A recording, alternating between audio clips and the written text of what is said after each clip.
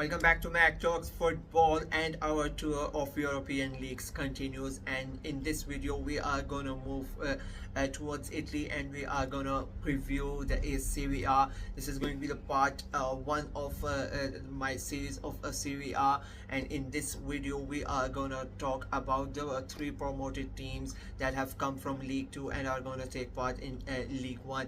It's Parma, it's Como, and it's Venezia. And in this, there is a lot to talk about these three clubs. Like, this is going to be one of my favorite videos because of a certain manager and because of a certain club and what they are doing. So let's get right into it. We're gonna start with Parma. They are coming back into the league after a 3-year absence. Their manager Fabio Brescia, it's his second season with the club, and what a great job he did in his first season. To say Parma demolished everybody in League Two would be an understatement, to be honest. They lost just 4 times, and that is not the only thing. They were at the top of the table, not on the table of the table for just 4 weeks. Like, apart from that, they were always on number 1 from match day 7 especially until the season, and they remained at the top. That's how good they were, and that's how much of a great job Brescia has done with Parma. And if you look at their squad, they have some very exciting young players. Players like Adrian Benebe, Adrian Denijek is there, and then of course Dennis Mann, who was really great last season and has continued his impressive form in the Euros, being one of the standout players for Romania. So I think they are gonna continue with the same squad, with the way that they have played, like a fearless football that they played in League Two, and I think they are gonna continue. Brescia is not gonna stand back and think that now because I'm in League One I have to change something. I still think they are gonna play the way that they have. But one area of concern right now the Parma fans would have is the transfer activity. Regarding the departures, there are about 8 or 9 players have left the club, which is good in a way because they want to get their expenses down. There has been a history of financial trouble for Parma, so they want to be as far away from it as possible. And they have the players that they have gotten rid of were not really in the plans of the manager. They did not really take that much part in last season as well. So it's good to get these players out. But the problem is that the players that they have brought in, they are not generating as much excitement as you would have expected. They have brought in Emmanuel Valeri from Frisione, and then they have brought a 21-year-old Japanese goalkeeper Zion Suzuki for about 7.5 million euros, and that's quite a big amount for a club like Parma to splash out on a player. But as I said, these players don't really excite the fans that much, and I think maybe they were hindered by the Euros. The players that they wanted to sign were on European duty, and they were not really able to get them. But they really need to step up and need to sign some players, because otherwise it's not looking good for them at the moment, especially with the big rumors that their star player Dennis Mann is being linked with West Ham United. I mean, if that rumor turns out to be true, it's going to be curtains for Parma.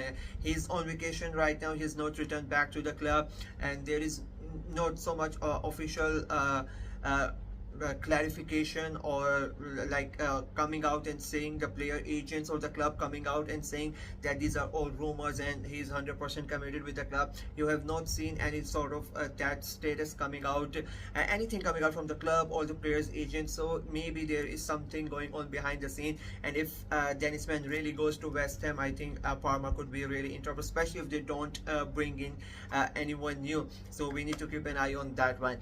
Moving on to the second second club that was automatically promoted. It's Como, and I mean they are back in the top tier of Italian football after 21 years. And what this club and the fans of this club have gone in the last 2 decades, being bankrupted 3 times in last 2 decades, going out as a club, then being reinvented, then going out, then coming back. I mean, it's a really a great story. And if that was not enough, last season alone could be made into a movie or a Netflix documentary, because like they changed 3 managers. They started with Belongo. He left he was sacked in mid-November. Then Cesc Fabregas, who was the under 21 head coach, he was promoted as interior manager until they got someone new. And then after a month of Fabregas being in charge, they brought in Ocean Robert, and Cesc became his assistant manager. And somehow after all this, they managed to get automatically promoted to Serie. And then Robert's leave, and then Cesc is being given the job permanently. Now he's their manager. And to be very honest, he is getting the backing that a manager should get. The owners are right behind him. They have splashed the cash to any where says to any player that says wanted them to. He has brought in his former Spanish teammates in Alberto Moreno and Pepe Reina. Both have joined. And just yesterday, Fabrizio Romano gave the breaking news of here we go. Fabrizio's famous here we go. Rafael Varane has joined Como as well. I mean, what a coup for Como that is. People are gonna say he's 34, 35 or whatever, but you need to realize he's gone from playing in the Premier League to play in Syria. It's I'm not gonna say much more easier, but the game is quite slower as compared to Premier League, and the expectations at Como are not going to be as much as they were at Manchester United. So I think it's a good deal for him. It's a good deal for the club. They get the exposure and they get an experienced player in their squad that is gonna help these young players who have just come up into the bigger league to calm them down when it is needed. And it's not just that they have also permanently signed a player that they had on loan and they performed well. Players like Ben Kone, Matthias Varhanda, Marco Cureto. Then you have Gabriel Strefeza. They paid 5 million for him. They have signed him permanently. They also splashed cash on Alberto Dosano. They paid 8 million euros for him. Then Andrea Bellotti from Roma, 4.5 million euros for him. And there are still rumors about other players as well that just wants other players to come in. So I think there's something going on there at Como. It could really backfire bringing all these players in, but on the other hand, it could turn out to be a great story for Como. I personally have a very soft place in my heart for them because of Cesc Fabregas. He was like the first player whose name I got on back of my football shirt. So I really hope that they do well in the league, and he does well as a manager. It is like his first proper job. So I really hope that Como do great, and they are able to stay in the league as like as long as possible. I mean, the fans themselves, they have suffered so much, so at least they should be able to stay in the league and enjoy all these big games and all these experiences much longer than just one season. So I really hope they do that. And the players that they are signing, it's looking really good for Como and their fans. Moving on to the third team that has come into Serie A this season, it's Venezia, and they had to do it the harder way. Not one but two playoffs against Palermo and Caromenso. They defeated both of them, and they are in the Serie A. But unfortunately for them, the happiness was a bit short-lived, because the guy who brought them here, the guy who got them promotion, Vanoli, has left the club. he has gone by, as per the club statement, it was a mutual consent, but there are rumors among the journalists that this is not true. Something has happened behind the scene, but the news has still not come out about what exactly happened and why he has left the club so suddenly. They now have a new manager, Eusebio Di Francesco, so we're going to see how he manages the team, how he handles the situation. Of course, the fans and the players are gonna miss Vanoli because he's the reason, like, he brought them up here, and then to go just like that. There is something that we might hear about it in the near future.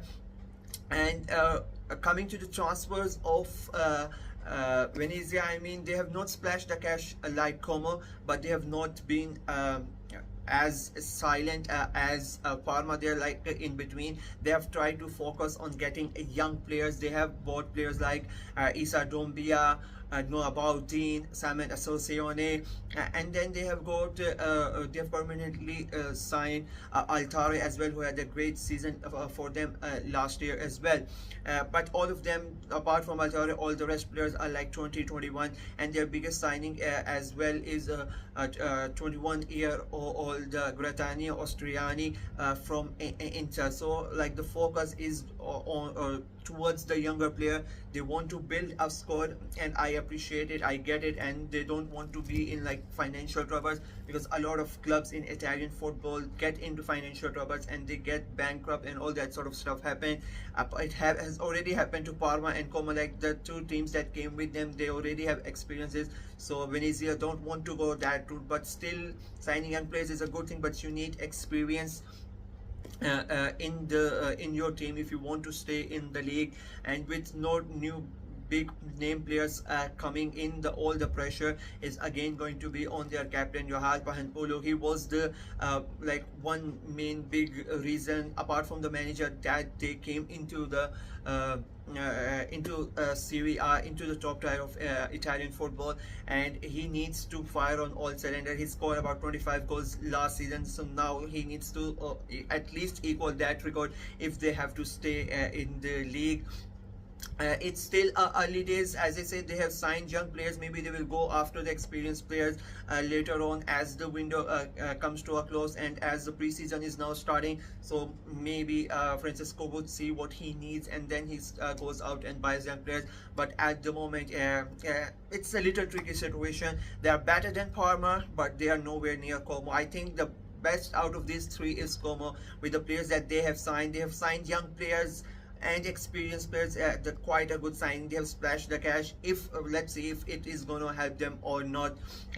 So that's it for me in this part 1 of Serie A preview.